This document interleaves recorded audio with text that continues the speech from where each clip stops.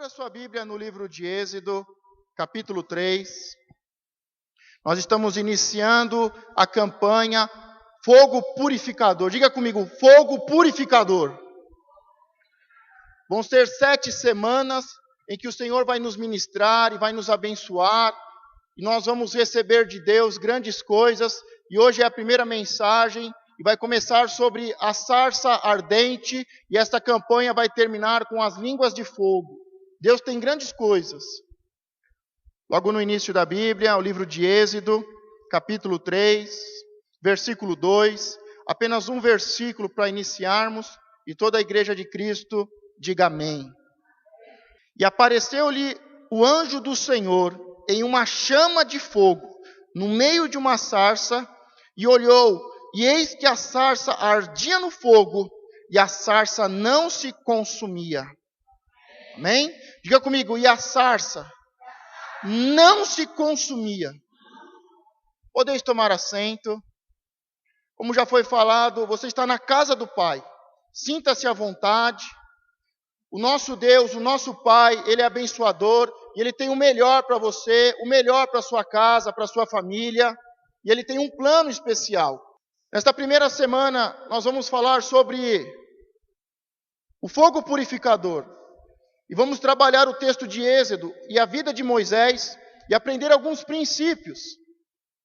Quando Deus chama uma pessoa, quando Deus separa uma família para viver o plano de Deus e receber as bênçãos de Deus.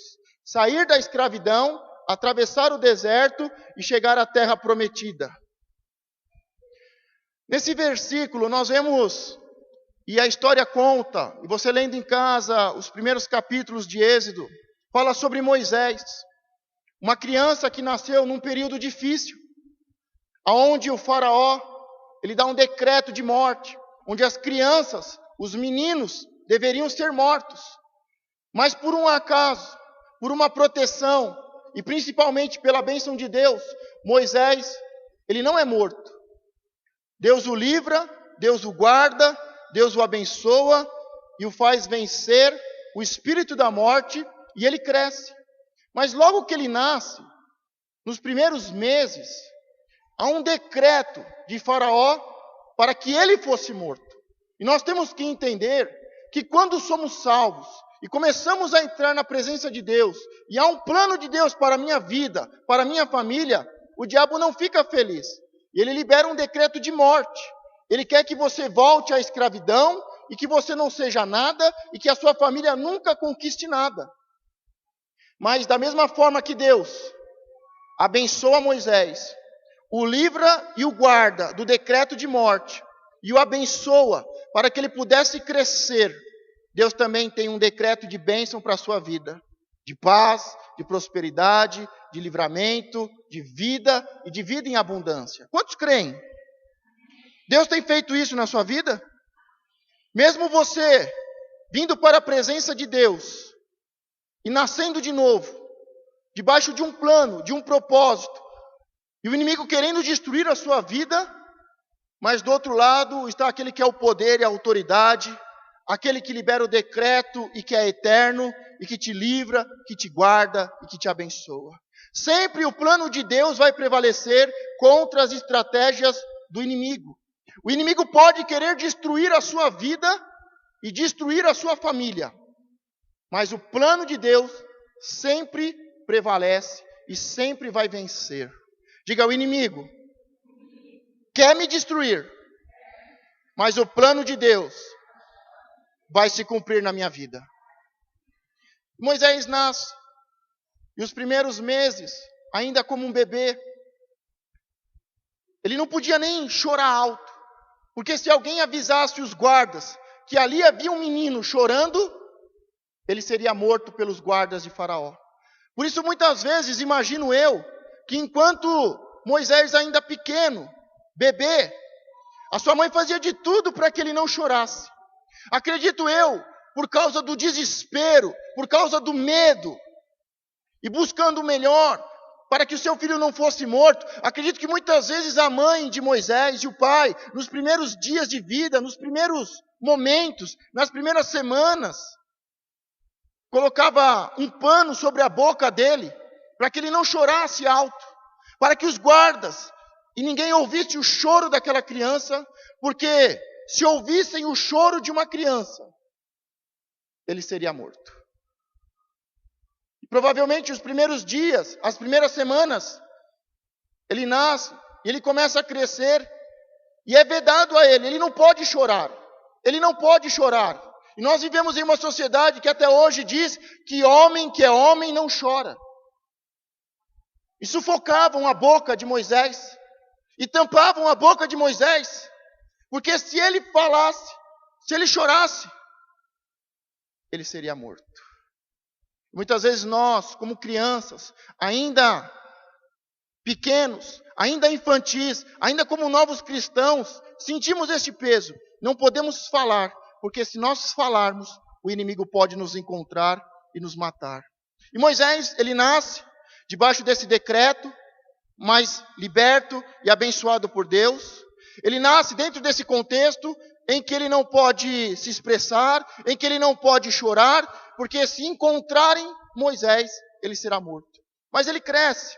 Conhecemos a história, sabemos que ele é colocado nas águas do Nilo, e ele é levado pelas águas. E ele é cuidado, ele é criado pela filha de Faraó. E ele chega à idade adulta. E quando ele começa a entender as coisas, quando ele começa a buscar discernimento do que está acontecendo, saber quem é Faraó, quem é o povo egípcio, quem são aquelas pessoas, aqueles hebreus escravos, e ele começa a se questionar: quem eu sou? Da onde eu vim? Quem é minha mãe?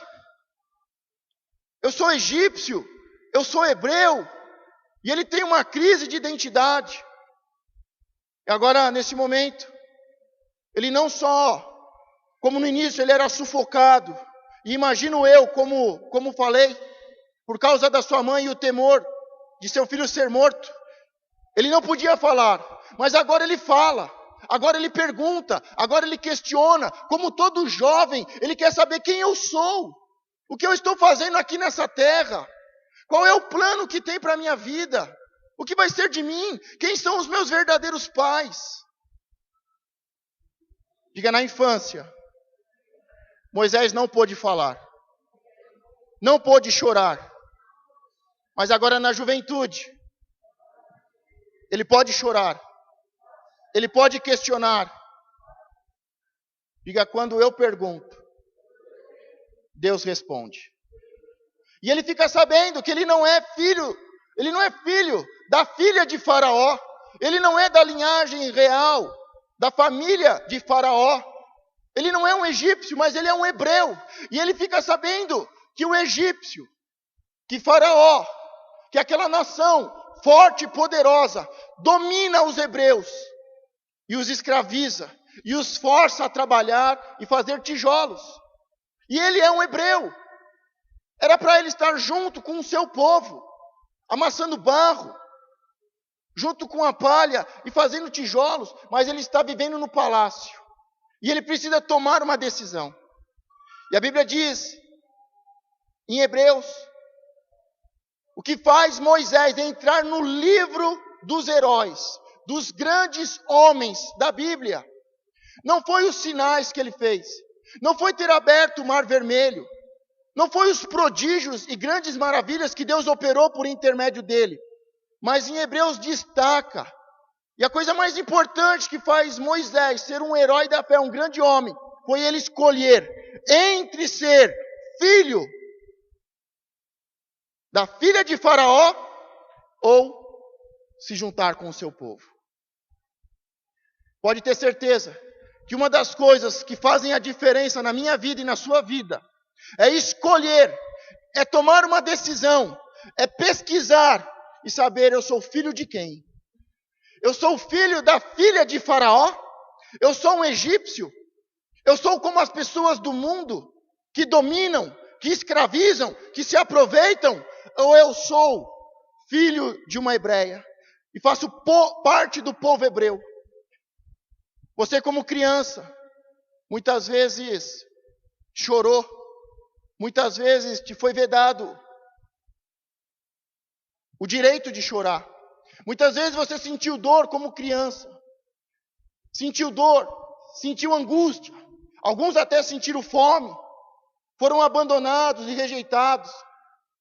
Mas você, quando era criança, não pode chorar. Homem não pode chorar.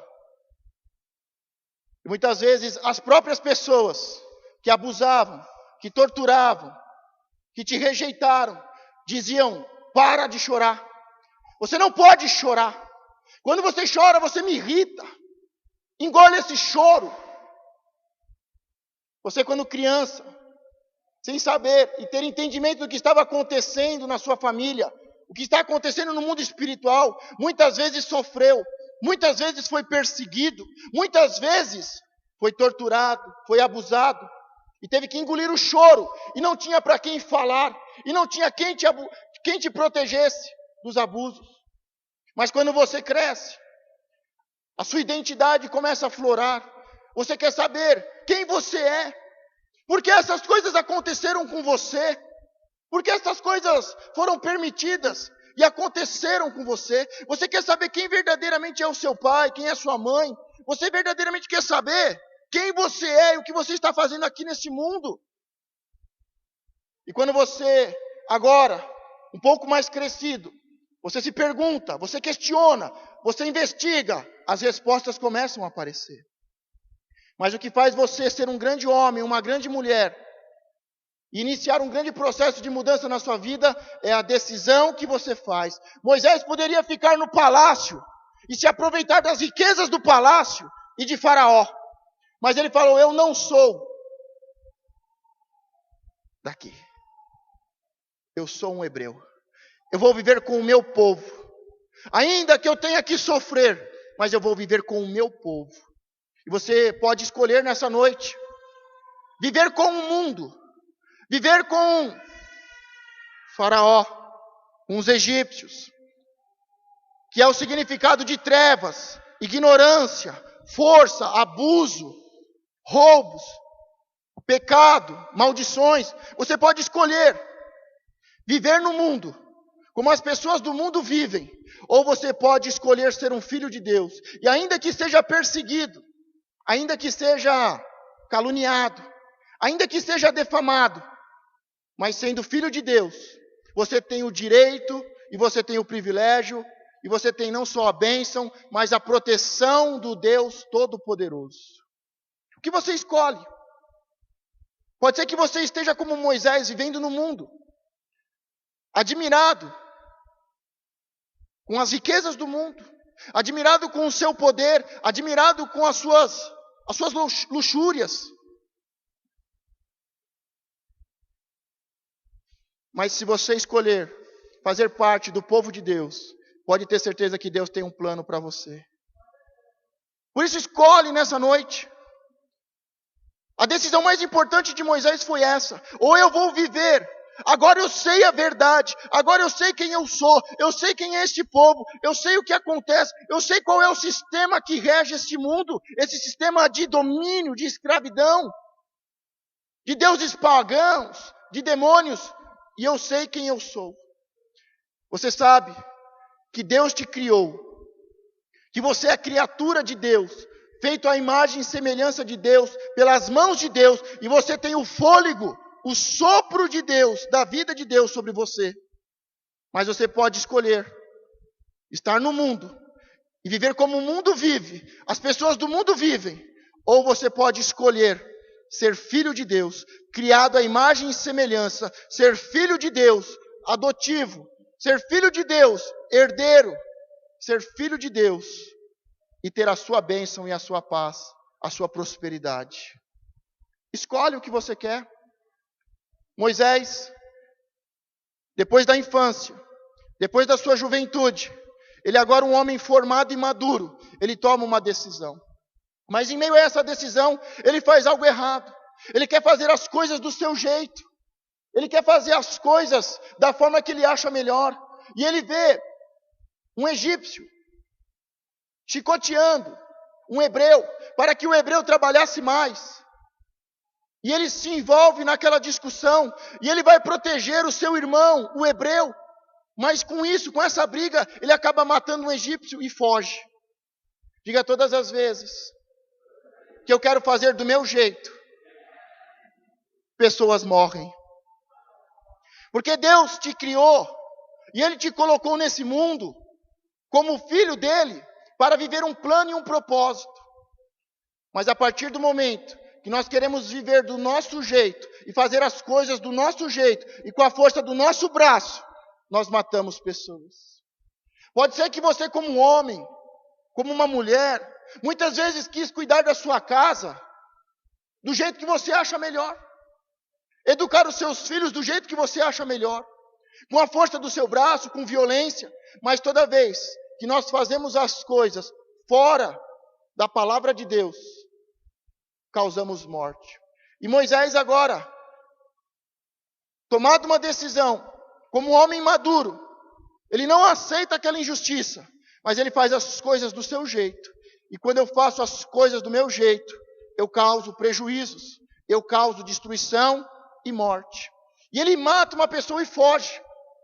Foge para o deserto. Acredito eu, uma opinião minha, acredito que é a pior situação que uma pessoa pode viver. Pior do que estar numa cadeia, pagando o que deve a uma sociedade, é viver fugindo. Porque a partir do momento que eu sou pego, a partir do momento que eu sou julgado e condenado, e eu pago a minha dívida, é melhor estar em uma cadeia, é melhor estar em cadeias, pagando o que deve, do que fugindo. Mas nós, desde a origem, desde o jardim do Éden, nós, homens e mulheres, sempre optamos em fugir. Deus chega para Adão e fala: Adão, o que aconteceu? E de uma vez só Adão coloca a culpa em duas pessoas. Foi a mulher que o Senhor me deu. A culpa é da mulher e a culpa é sua. A culpa não é minha. Nós vivemos em uma sociedade em que nós colocamos a culpa em todo mundo, até em Deus. Menos reconhecemos os nossos erros. E Adão, ele peca e ele foge e ele se esconde atrás de uma árvore. E quando questionado, ele diz que a culpa é da mulher e a culpa é do Senhor, porque o Senhor me deu uma mulher que não é boa. A culpa é de quem? Por que eu estou vivendo estas coisas, estas consequências? Moisés poderia dizer: a culpa é de Faraó, a culpa é do povo hebreu, a culpa é de José, que trouxe os seus familiares e se tornaram escravos. Mas nós devemos ter consciência. E a Bíblia diz que do que se queixa o homem, senão dos seus próprios pecados. Toda queixa que eu faço, a raiz dela é um pecado, é algo errado que eu faço. E Moisés, ele mata uma pessoa, e com medo de ser preso e ser morto, ele foge para o deserto. E lá ele fica 40 anos, diga 40 anos. Moisés viveu 40 anos no palácio. Com 40 anos ele comete esse crime e ele foge. E vive mais 40 anos no deserto. E quando está se encerrando os 40 anos, Deus se apresenta a ele como no texto em que nós lemos. E apareceu-lhe o anjo do Senhor, em uma chama de fogo. Diga, em uma chama de fogo. Amém. No meio de uma sarça. E olhou, e eis que a sarça ardia no fogo, e a sarça não se consumia. Moisés está 40 anos no deserto trabalhando como pastor. Moisés conhece o deserto. Moisés conhece a sarça. Moisés conhece o ambiente do deserto. Moisés aprende a viver e a sobreviver no deserto. E Moisés sabe que é comum as sarças pegarem fogo. É comum no deserto as pequenas árvores, por causa do calor, e por causa que estão secas, elas pegarem fogo. Aquela árvore, aquela pequena árvore, aquela sarça, ela estava em fogo. Mas o que chamou a atenção de Moisés não foi que a sarça estava pegando fogo. Mas o que chamou a atenção de Moisés, ele viu que algo especial e sobrenatural estava acontecendo, é que aquela sarça, ela estava toda tomada pelo fogo, mas ela não consumia. A árvore não era destruída. Eu quero que aqui você tenha, depois desta introdução, desta breve introdução sobre a vida de Moisés, sobre a sua infância, sobre a sua juventude, os primeiros 40 anos no palácio e os 40 anos no deserto. Eu quero que você entenda agora o primeiro princípio sobre o fogo purificador e sobre avivamento. Quando o fogo é do anjo do Senhor, a sarça não se consome. Porque é comum nós vermos o fogo purificador de Deus se manifestando sobre uma pessoa, limpando e purificando. É comum nós vermos o fogo purificador, o fogo do avivamento de Deus vindo sobre uma pessoa, sobre uma família, sobre uma comunidade. Mas é como se uma sarça pegou fogo e acabou.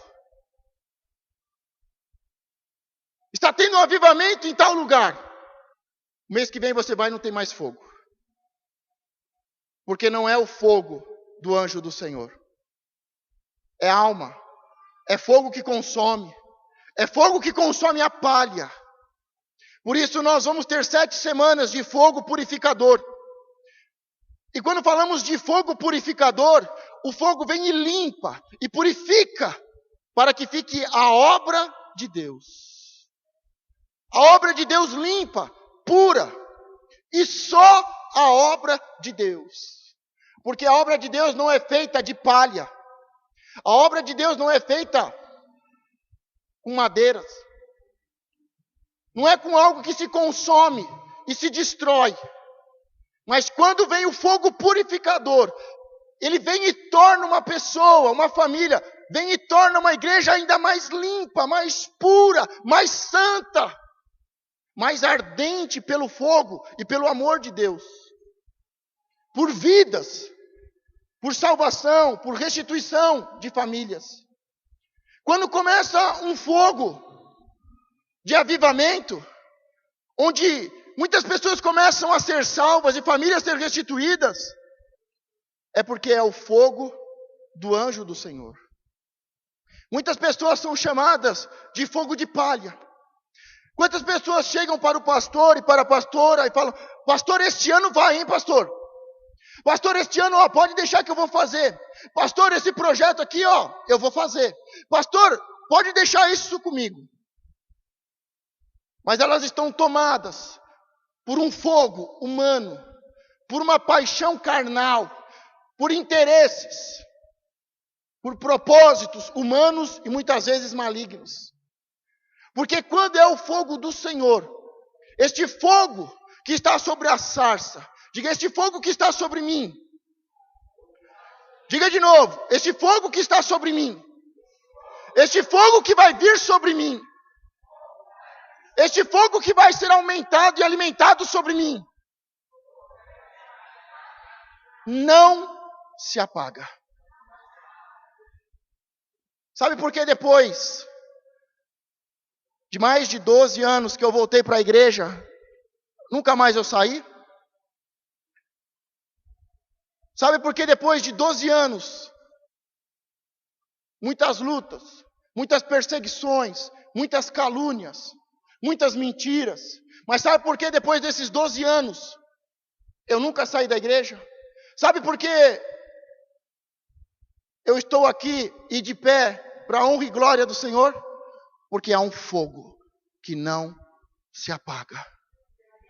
Você precisa pedir nestas 7 semanas a Deus este fogo purificador, para que toda a palha seja queimada e só fique a obra de Deus. Para que este fogo purificador te limpe, te santifique, para que este fogo do avivamento nunca se apague da sua vida. Conheço muitas pessoas que um mês é crente, no outro mês não é crente. Em um mês está na igreja, com os joelhos dobrados, e clamando a Deus: eu amo o Senhor, o Senhor é o meu Deus. E no mês seguinte, está praguejando e está negando o nome do Senhor. Eu conheço muitas famílias que vivem o amor, uma paixão. Eu quero servir ao Senhor, eu quero uma mudança de vida. Mas na outra semana, no outro mês, nem vem à igreja. Porque nós precisamos de um fogo que não é um fogo qualquer, não é um fogo humano, não é um fogo que vem dos sentimentos, da emoção, que vem da paixão, mas nós temos que ter um fogo de Deus, do anjo do Senhor. E o que fez Moisés se atentar para aquela sarça é que o fogo não se apagava e a sarça não se consumia. Sabe quando que as pessoas vão olhar para você e vão ver que algo especial e sobrenatural está sobre a sua vida e sobre a sua casa? Quando elas verem um fogo que não se apaga e uma vida que não se consome, que não se destrói. Aí as pessoas vão parar e vão olhar, algo especial e sobrenatural está sobre aquela pessoa e sobre a sua casa. É isso que nós devemos buscar nestas 7 semanas. E Moisés, o que era comum, ver uma árvore, uma pequena árvore, uma sarça, pegando fogo e sendo consumida. Ele olha e vê o sobrenatural, uma sarça em chamas, mas era o anjo do Senhor, com o seu fogo, se apresentando com o fogo, no meio de uma sarça. Diga, eu preciso ter este fogo para chamar a atenção. Mas quando nós vemos em Êxodo 3, versículo 4 e 5, e vem do Senhor que se virava para ver, bradou Deus a ele do meio da sarça e disse, Moisés, Moisés, e ele disse, eis-me aqui. Diga, eis-me aqui. Amém. E disse, não te chegues para cá, tira os teus sapatos de teus pés, porque o lugar em que tu estás é terra santa. Vimos o primeiro princípio, que é um fogo que não se apaga. É um amor, é um propósito, é uma missão que não se apaga. Eu vivo ela intensamente como fogo, todos os dias da minha vida. Eu tenho intimidade com Deus, eu frequento a sua casa, eu busco ao Senhor e a bênção de Deus, e eu busco com que as pessoas me vejam, e não me encontrem, mas vejam o sobrenatural, que chama a atenção. Esse é o primeiro princípio. Diga, o primeiro princípio é ser o fogo. E o segundo é tirar as sandálias do pé. Diga, eu preciso tirar as sandálias do meu pé. Mas o que isso significa? A Bíblia tem muitas passagens que falam sobre sandália. O próprio João, o Batista, falou para Jesus, eu não sou digno de desatar as sandálias que estão no seu pé. Há muitas passagens falando sobre sandálias, sobre sapatos. Mas ele tem um significado importante e principal, que fala sobre mente. Porque a Bíblia diz que onde eu colocar a planta do meu pé, o Senhor me dará por herança. Tudo aquilo que eu pensar, tudo aquilo que eu desejar, o Senhor me dará por herança. Então toda vez que fala de sapato, está falando de pensamento. Está falando de pensamento. Porque eu ando conforme eu penso. Eu vou para aquele lugar, porque assim antes eu pensei. E quando Deus chama e brada, Moisés, Moisés, Deus dá uma ordem para ele. Tira as sandálias do seu pé, porque o lugar que você está é santo. Quando Deus nos chama, nós temos que tirar as sandálias dos nossos pés. Diga, eu preciso ter uma mudança de mente. Nós temos que entender que quando Deus fala, quando Deus se manifesta como fogo purificador, o fogo da vida, o anjo do Senhor, não é para brincar com fogo. Há um ditado que diz que criança que mexe com fogo faz xixi na cama. No mundo espiritual é muito mais sério. Porque os filhos de Arão, os filhos do sacerdote, pegaram o fogo do altar e começaram a brincar com o fogo do altar. E eles morreram.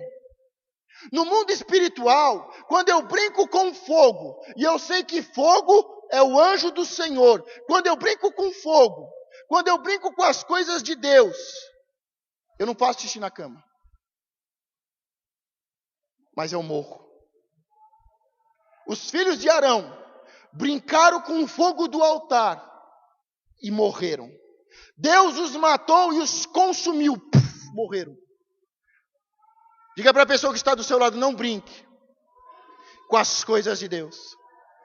Por isso nós não estamos aqui buscando em Deus, e Deus não está nos dando uma palavra, e está nos levando semana após semana sobre o fogo purificador. Está nos levando do fogo do chamado, da sarça ardente, onde o Senhor se apresenta, e as línguas de fogo descem na última semana, para nós brincarmos de igreja, para nós brincarmos com fogo, para nós brincarmos com as coisas sagradas. Porque toda vez que falamos o fogo, o anjo do Senhor, e ele se apresenta e nos chama, é para vivermos uma missão. Diga, o fogo tem propósito. E o propósito é de salvação. Diga para a pessoa que está do seu lado, o propósito do fogo é para a salvação. Por isso não é para dizer que somos melhores, não é para dizer que nós temos fogo, não é para dizer que nós somos do retetê, não é para orar em línguas, não é para profetizar, mas é para a salvação, é para que o anjo do Senhor se apresente e famílias sejam salvas. Aonde há fogo de Deus, há pessoas sendo salvas e famílias sendo restituídas. Por isso Deus deixa bem claro para Moisés e diz, Moisés, tire as sandálias do seu pé. Moisés, eu estou te chamando para um novo nível. Eu estou te chamando para um outro território. Eu estou te chamando para uma missão. Eu estou me apresentando a você, o anjo do Senhor, no meio de uma sarça ardendo, para te levar a um outro nível, para te levar a um outro território, para te abençoar, para te prosperar, para te tirar da escravidão e te levar à terra prometida. Não é para brincar. E para isso eu preciso ter mudança de mente. Quando nós vemos que o anjo do Senhor se apresenta, as pessoas mudam. Você quer saber se uma pessoa verdadeiramente teve um encontro com o anjo do Senhor, teve um encontro com Deus, é se a mente dela mudou. Quando você vê uma pessoa que está 1 ano, 2 anos, 10 anos dentro da igreja, mas pensa do mesmo jeito, ela não teve um encontro com Deus, ou ela rejeitou o chamado e a bênção de Deus para a sua casa.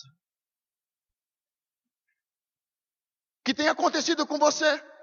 O que tem acontecido com a sua família? Você conhece o Senhor? Ou você frequenta uma igreja? Você ouviu falar de um Deus? Ou você teve um encontro com um anjo do Senhor? É bem simples. Se você olhar para você mesmo e para a sua vida, e se você é do mesmo jeito, e pensa do mesmo jeito, quando teve um encontro com Jesus, ou quando entrou na igreja pela primeira vez, isso significa que este encontro não foi real. Significa que este encontro não foi levado a sério. E que você se desviou, apesar de estar na igreja e apesar de se dizer crente. Porque quando há um encontro com o anjo do Senhor, com um fogo, os nossos sapatos são tirados e a nossa mente é renovada. E eu não falo mais, mas eu acho que é desse jeito. Eu falo, como é que está na Bíblia mesmo? Deus, como é que eu tenho que fazer mesmo? Deus, como é que é um casamento segundo a tua palavra? Como é mesmo, Deus, que eu tenho que criar os meus filhos? Como é mesmo, Deus, que eu tenho que te adorar? Diga toda vez que alguém tem um encontro com o anjo do Senhor, o sinal é que a sua mente foi renovada. O apóstolo ainda diz: não se conformeis com este mundo. Hoje, às vezes eu falo, desculpa, mas não sei se eu falo. Posso falar? Alguém quer ouvir? Ou eu posso pular, vou para o próximo tópico.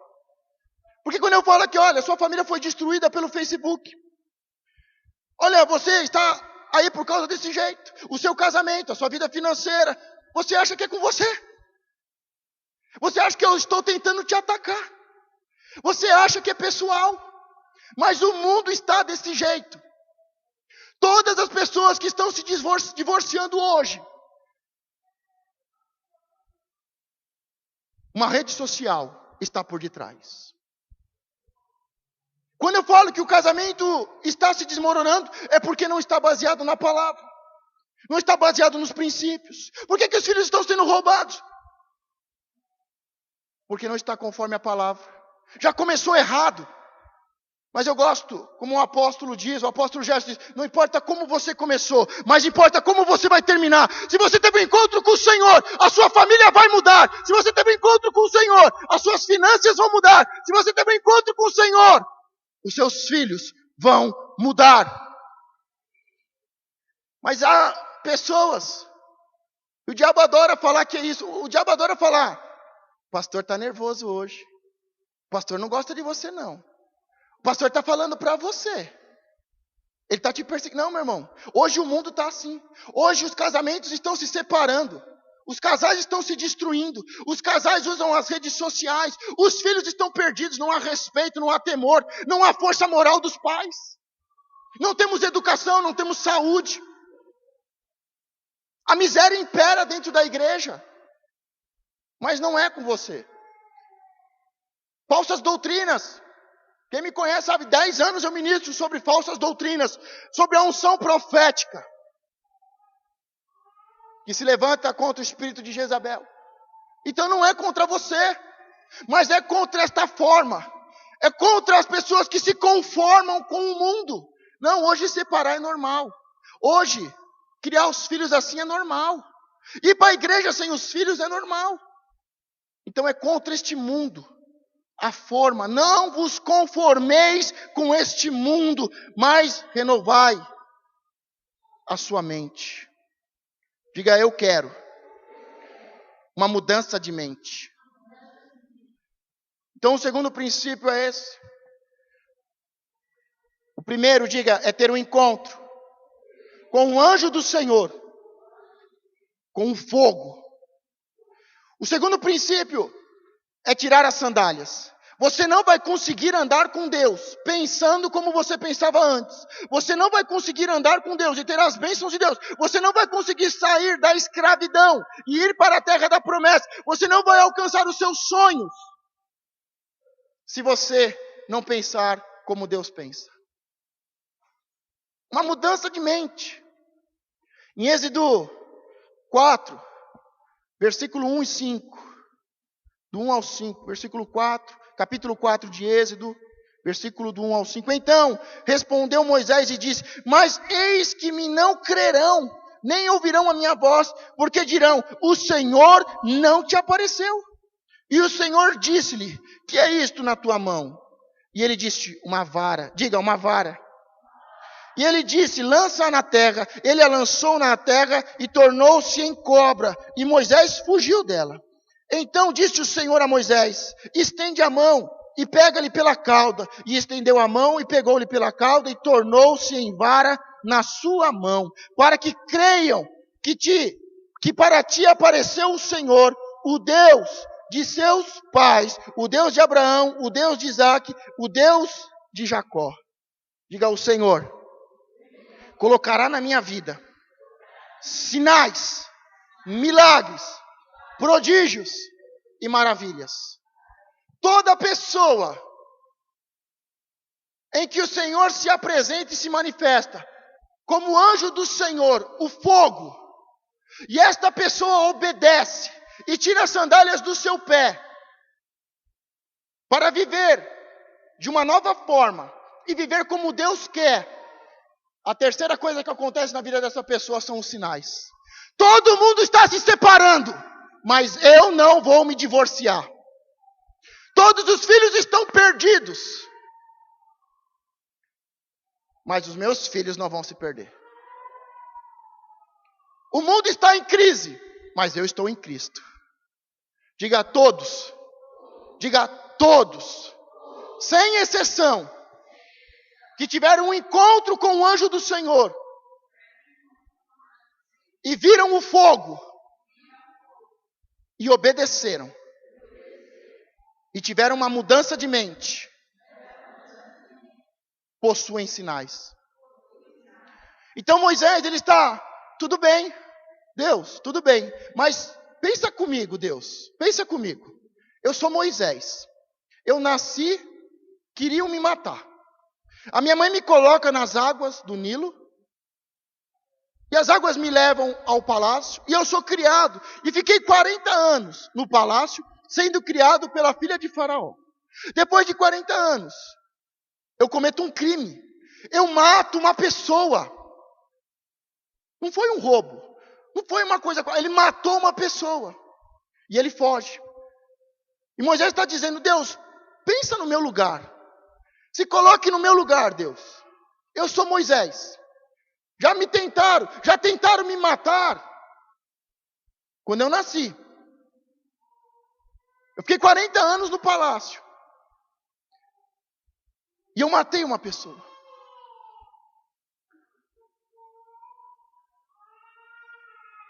Ele quase morreu no início da sua vida. Mas aos 40 anos ele mata uma pessoa. Não é que ele quase matou uma pessoa, ele matou uma pessoa e ele enterrou na areia do deserto. E ele está falando, Deus, eu sou Moisés. Eu fiquei escondido durante 40 anos no palácio, para que ninguém soubesse que eu era um hebreu, que era um crente. Agora eu estou 40 anos no deserto, para que nenhum egípcio me mate, porque eu matei uma pessoa. Como é que vão crer que o Senhor falou comigo? Muitas vezes você olha para você e você fala, mas Senhor, eu? Como é que eu vou chegar e falar para o meu marido? Como é que eu vou chegar e vou falar com os meus filhos? Como é que eu vou chegar e vou falar com o meu vizinho, com o meu patrão? Senhor, eu, que quase morri na infância. Senhor, eu, que tive uma vida difícil. Tive que fugir, me esconder. Senhor, eu que cometi esses pecados. Senhor, sou eu que cometi esses pecados. Eu matei uma pessoa. Senhor, eu sou criminoso. Senhor, eu já peguei cadeia. Senhor, eu já entrei em brigas. Já dei facada, já dei tiro.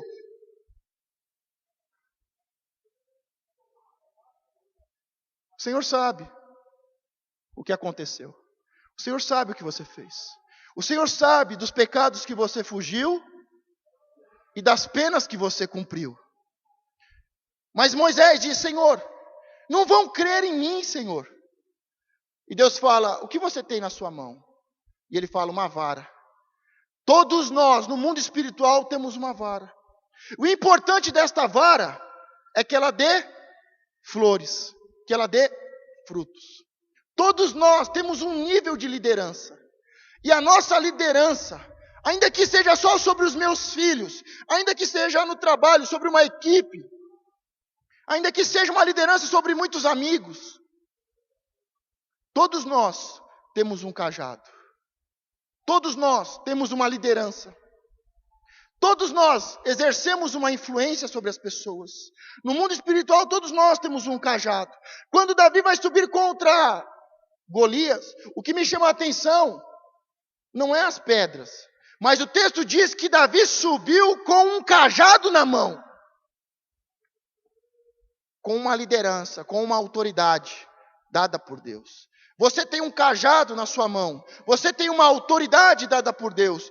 Há um poder, há uma influência na sua mão que você deve exercer. E Deus fala, o que você tem na sua mão? E ele diz, um cajado. E Deus fala, jogue ao chão. E quando ele lança o cajado ao chão, se transforma em uma serpente. E o que isso te faz lembrar? Por que Deus fez isso com Moisés? Porque Deus faz um cajado se tornar uma cobra. Fácil.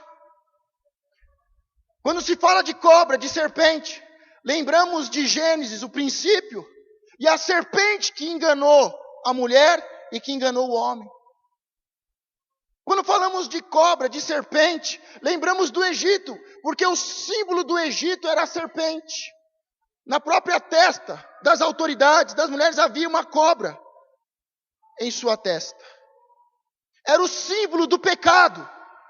A serpente é o símbolo do meu pecado, do pecado do homem, do pecado da mulher, do pecado que vai passando de geração em geração, do pecado que os meus pais cometeram, do pecado que eu cometi. Diga, a cobra é um sinal do meu pecado. É um sinal da cultura pagã, da adoração a deuses estranhos. É um símbolo do Egito, das trevas, do domínio do mal.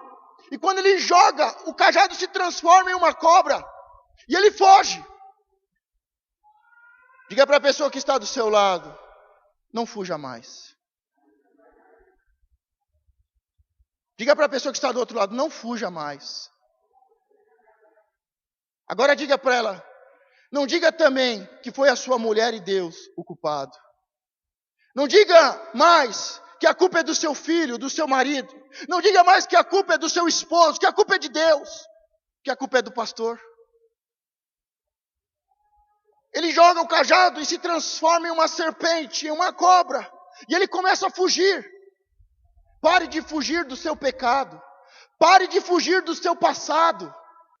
Se arrependa do seu pecado. Perdoe as pessoas que te ofenderam. Pare de fugir do seu passado. Pare de fugir dos seus pecados. Pare de fugir das pessoas. Pare de fugir das autoridades. E quando a cobra começa a se mover e Moisés começa a fugir, Deus fala para ele, olha, agora pegue a cobra pela cauda. E nós sabemos, qualquer pessoa que viu na televisão uma apresentação dos animais, de um zoológico, sabe-se que uma cobra se pega pela cabeça, se prende a cabeça dela. E Jesus mesmo nos instrui, a palavra diz, chegará o dia em que nós pisaremos a cabeça de Satanás. Só que Deus dá uma ordem para ele, fala, olha, pegue pela cauda. E quando ele pega pela cauda, aquela serpente, aquela cobra se torna novamente em um cajado.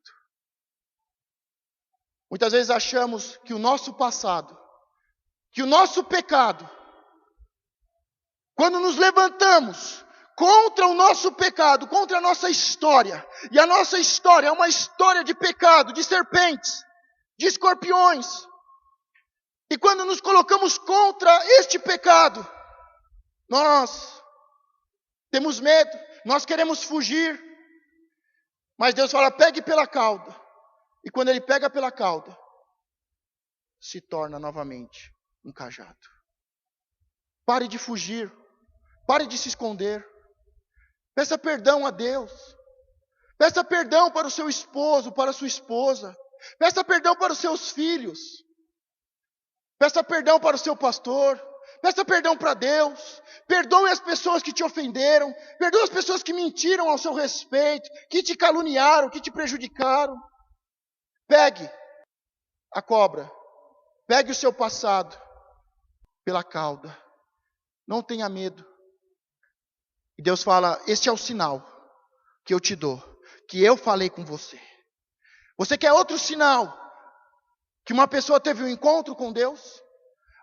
Você quer outro sinal de que uma pessoa teve um encontro com o anjo do Senhor e com o fogo? O primeiro sinal é mudança de mente. Tiramos as sandálias, tiramos os nossos sapatos. Há uma mudança na mente. O segundo é que nós resolvemos o nosso passado. Pedimos perdão e perdoamos as pessoas e o que aconteceu no passado. Uma pessoa que não perdoa, não teve ou não levou a sério o encontro com Deus.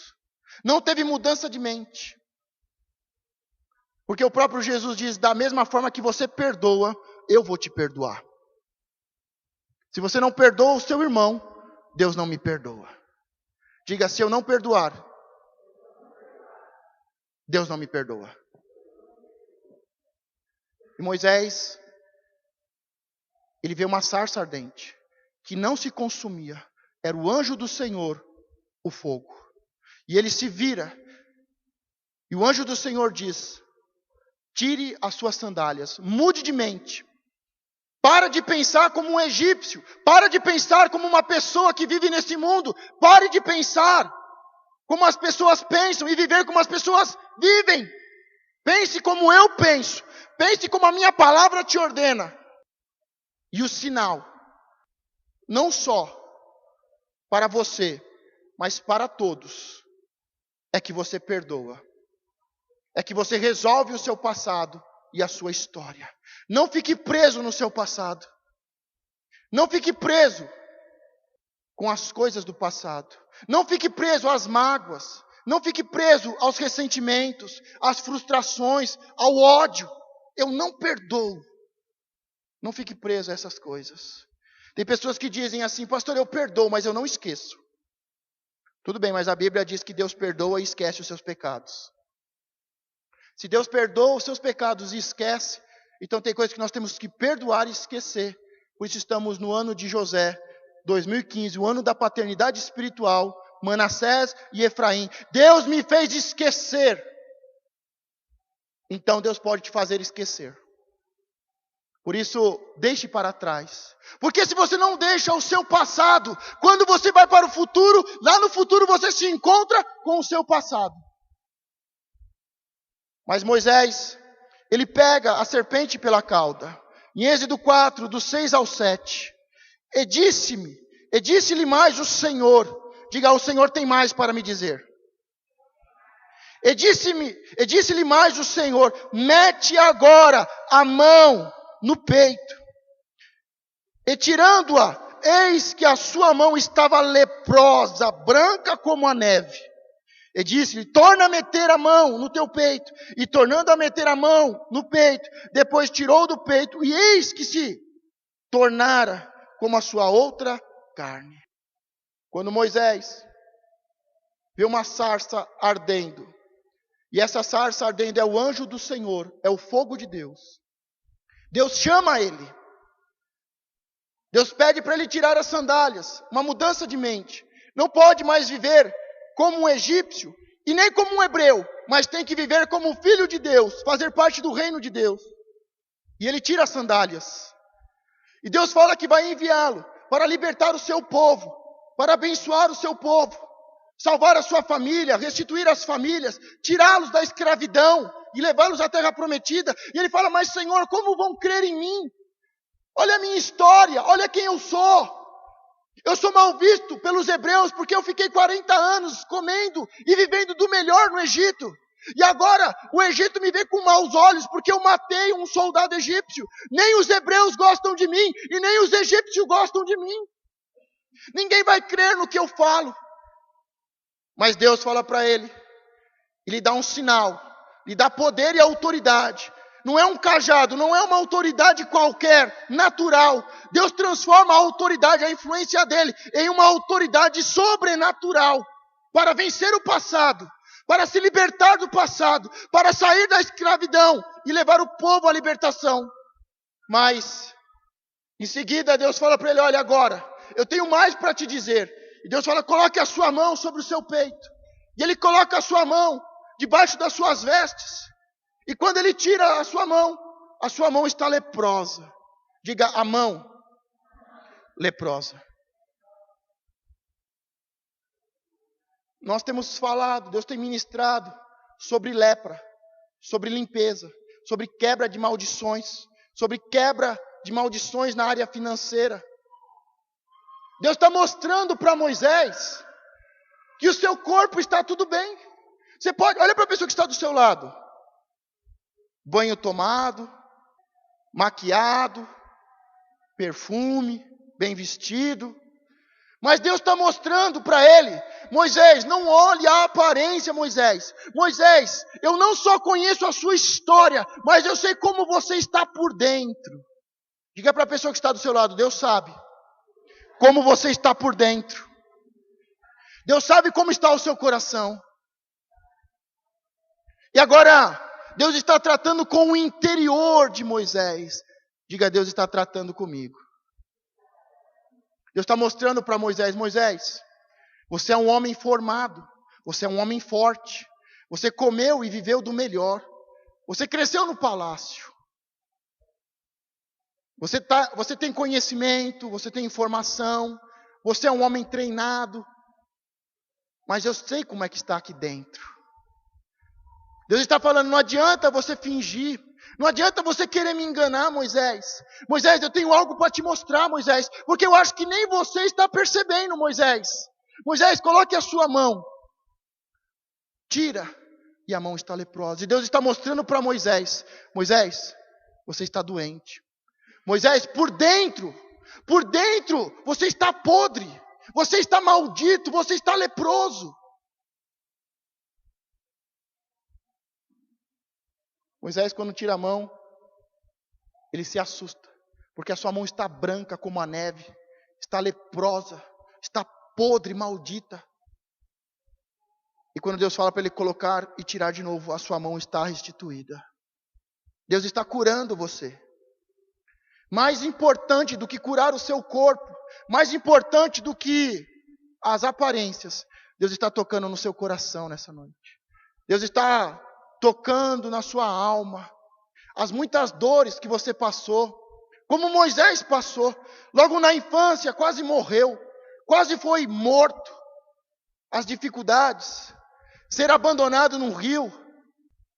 Deus está te curando nessa noite, Deus está te limpando por dentro, Deus está limpando, muito mais do que renovando a sua mente, Deus está limpando o seu interior, Deus está limpando o seu coração, a sua alma, as dores, as aflições estão saindo, os sentimentos de abandono, de rejeição, os sentimentos de vingança, de ódio, esse espírito de Caim, de homicídio, de querer fazer as coisas do seu jeito, na força do seu braço, o Senhor está te limpando por dentro nessa noite. Nós estamos na primeira semana do fogo purificador, e o Senhor se apresenta a você no meio de uma sarça, e essa sarça está ardendo, mas não é qualquer fogo. Nós não estamos falando de um mover, de um movimento, nós não estamos falando de algo humano, de um desejo humano, nós estamos falando do anjo do Senhor, do fogo purificador, consumidor do fogo. Deixa Deus ir te tratando. Deixa Deus ir ministrando. Deixa Deus ir tocando. Algo está acontecendo dentro de você. Deixa Deus ir tocando. O Senhor não se apresenta à toa. O Senhor se manifestou. O Senhor se apresentou. O Senhor se apresentou no meio de uma sarça. Uma sarça ardendo em fogo. Você sabe que algo especial está acontecendo neste lugar. Algo especial e sobrenatural está acontecendo neste lugar e nesta noite. Você ouve a voz e a palavra de Deus neste lugar, te chamando para sair do Egito, para sair do deserto, da solidão. O Senhor te chama e Ele pede: tire as suas sandálias, deixe eu renovar a sua mente, deixe eu tirar esses conceitos, esses preconceitos, essa filosofia. Muitas vezes você acha que você pensa desse jeito, mas na grande maioria é o diabo que colocou esses pensamentos na sua mente. E você fala que é seu. Deixa o Senhor ir renovando a mente. Vai abrindo a sua mente para pensar como Cristo pensa. Para pensar conforme a palavra de Deus. Para viver a palavra de Deus. Não tenha medo. O Senhor está te dando sinais. Uma das coisas que o Senhor tem prometido a esta igreja é que sinais, milagres, prodígios e maravilhas vão se manifestar sobre este lugar. Vão se manifestar na sua vida e na sua casa. Você vai dizer: assim diz o Senhor. E assim vai ser. E assim vai acontecer. Você vai dizer: o Senhor vai abrir uma porta para você esta semana. E esta semana o Senhor vai abrir uma porta. Você vai dizer: seja liberto em nome de Jesus. E o seu filho, o seu familiar vai ser liberto em nome de Jesus. sinais, milagres, prodígios e maravilhas. Você tem um cajado. Você tem uma autoridade, uma influência sobre os seus filhos, sobre a sua casa, sobre os seus amigos, no seu trabalho, na sua escola. O Senhor quer usar a sua autoridade, a sua influência, para que as pessoas peçam perdão, se arrependam do seu passado. O Senhor coloca sinais. Você até hoje disse, mas eles não vão crer em mim. Mas o Senhor está dizendo que vai te usar. Não fiz eu o homem e a boca do homem? Na hora em que você estiver frente a frente, eu colocarei as palavras na sua boca. O Senhor quer te usar. O Senhor quer usar a sua boca. Não temas. Não olhe para você, para o seu passado, mas olhe para o Deus que te chamou, o Deus que está te dando sinais, o Deus que quer te usar e quer falar por intermédio da sua boca. O Senhor está limpando o seu coração. Nós vamos caminhar nesta campanha, mas você precisa ter esse discernimento, que o Senhor se apresenta, que o Senhor se manifesta, o anjo do Senhor, o fogo, que isso não é normal, que isso não é natural, mas é sobrenatural, que não é a palavra de um homem, mas é Deus usando a boca de um homem para falar com você. É Deus te pedindo, tire as sandálias, os sapatos, muda a mente. É o Senhor te revelando as coisas ocultas que estão no nosso coração e que habitam na nossa alma. É o Senhor revelando as maldições e te curando. Vão ser 7 semanas de sinais, milagres, prodígios e maravilhas. Vão ser 7 semanas de poder, de autoridade, de influência. Vão ser 7 semanas em que você deve exercer a sua autoridade, a sua influência. Vão ser 7 semanas que o Senhor vai usar você e a sua boca. O Senhor quer te preparar. O Senhor quer te dar sinais. O Senhor quer quebrar maldições na sua vida e na sua casa. Mas você pode ter um encontro com Deus e voltar atrás. Deus pode se apresentar. Deus pode se manifestar. Pode ser o anjo do Senhor. Pode ser o fogo. Pode ser a palavra de Deus e a instrução e a ordem de Deus. Mas daqui a algumas semanas você pode dizer, nada aconteceu. Ou você pode virar as costas para isso.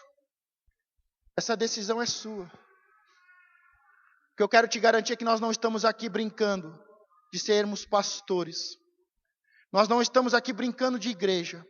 E nós não estamos aqui brincando de mudança, de salvação e restituição. Nós não estamos aqui brincando com o fogo. Nós não estamos brincando com as coisas sagradas. Nós estamos aqui porque Deus nos chamou.